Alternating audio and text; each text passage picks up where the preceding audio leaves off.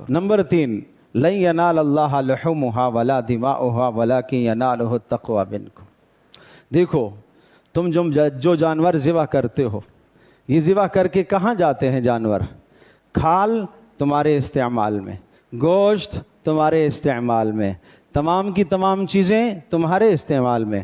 نہ اللہ کے پاس گوشت جاتا ہے، نہ اللہ کے پاس اس کا خون جاتا ہے۔ پھر کیا اللہ کو کیا ضرورت ہے؟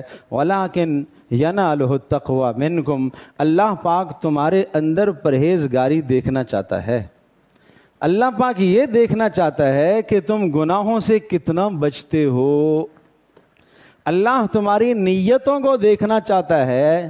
5 لاکھ کی قربانی آپ نے کی ہے، اللہ نیت کو دیکھنا چاہتا ہے کہ اتنی بڑی قربانی آپ نے کیوں کی، نیت کیا ہے آپ کی۔ ایک روایت میں آتا ہے قیامت کے دن ایک عمل اللہ کے یہاں پیش ہوگا، بڑا خوشنما اور خوبصورت عمل پیش ہوگا۔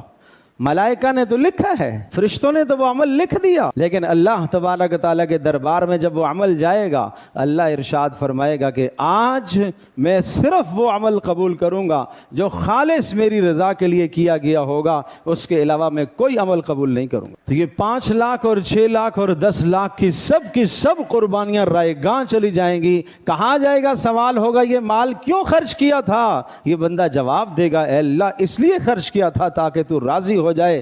اللہ جواب دے گا تو نے جھوٹ بولا، تو نے اس لیے خرچ کیا تھا تاکہ لوگ تجھے کہیں یہ بڑا مالدار ہے، تاکہ لوگ تجھے یہ کہیں کہ یہ سخی آدمی ہے۔ یہ کہنے والوں نے کہہ دیا، یہ تیرے نعرے دنیا میں لگ گئے اور یہ ڈنڈورے دنیا میں پٹ گئے، ختم ہو گیا سلسلہ۔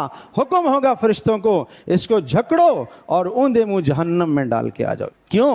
اس کی قربانی روح سے خالی ہے، اس کی قربانی تقوی سے خالی ہے، اس کی قربانی پرہیزگاری سے خالی ہے، اس کی قربانی میں اللہ کا ڈر نہیں ہے، اللہ کا خوف نہیں ہے، اللہ کی عظمت نہیں ہے، اس لیے یہ خالی ہے اس چیز سے۔